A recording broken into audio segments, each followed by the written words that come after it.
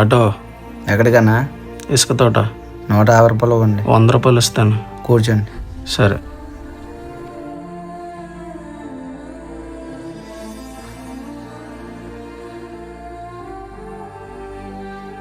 Auto Gnanapuram.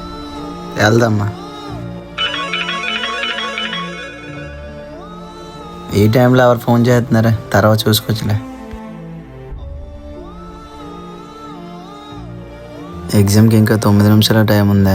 ఆ చెల్లి అడగలదా?